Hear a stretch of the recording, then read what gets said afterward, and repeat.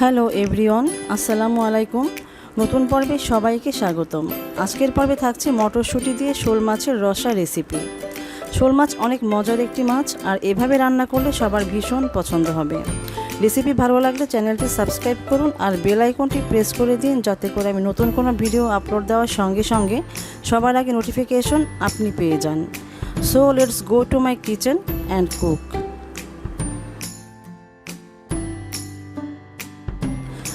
Gas flame high করে frying pan বসিয়ে দিলাম। তেল দিয়ে দিলাম 2 টেবিল চামচের মতো। এখানে আমি 9 পিস মাছ নিয়েছি। মাছে সামান্য হলুদের গুঁড়া ও স্বাদমতো লবণ দিয়ে মেখে নিচ্ছি।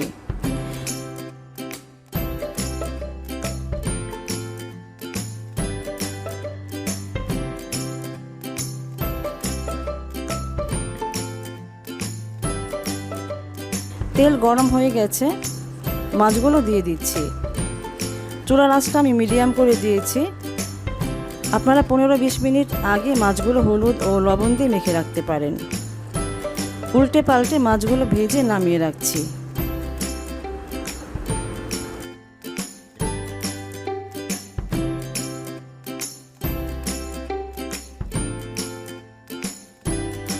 এবার প্যানে আরও 2 টেবিল চামচের মতো তেল দিয়ে দিলাম। তেল গরম হয়ে এলে হাফ কাপ পেঁয়াজ কুচি দিয়ে দিচ্ছি।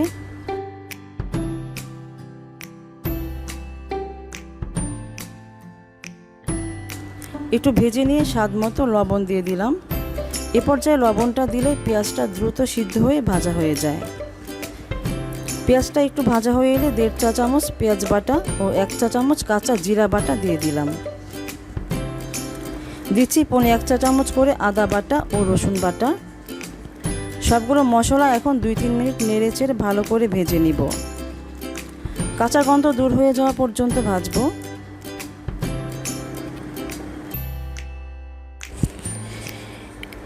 এখন দিয়ে দিলাম হাফ কাপ টমেটো বাটা।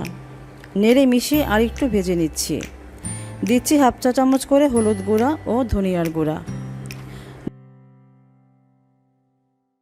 দিচ্ছি 1 চা চামচ মরিচ গুঁড়া। এই সবগুলো খুব ভালো করে 2-3 মিনিট সময় নিয়ে কষিয়ে নিচ্ছি। মশলা থেকে তেল ছেড়ে দিয়েছে। এবার দিয়ে দিচ্ছি 1 কাপের মতো মটরশুঁটি। এটা আমার ডিপ ফ্রিজে রাখা ছিল। 20 মিনিট আগে বের করে নর্মাল করে ধুয়ে নিয়েছি। মটরশুঁটি শীতকালে হয়, তাই এটা অ্যাভেলেবেল নয়। সংগ্রহে না থাকলে মানানসই অন্য সবজি ইউজ করতে পারেন।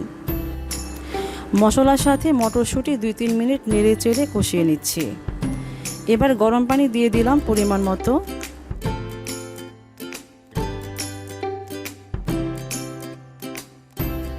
নেড়ে মিশিয়ে ঢেকে দিলাম। জাল করব 2-3 মিনিট। ফুটে উঠেছে। ঢাকনা সরিয়ে মাছগুলো দিয়ে দিচ্ছি।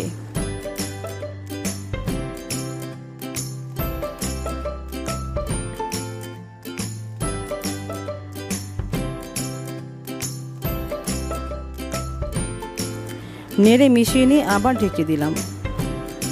জাল করব আরও 10-12 মিনিট।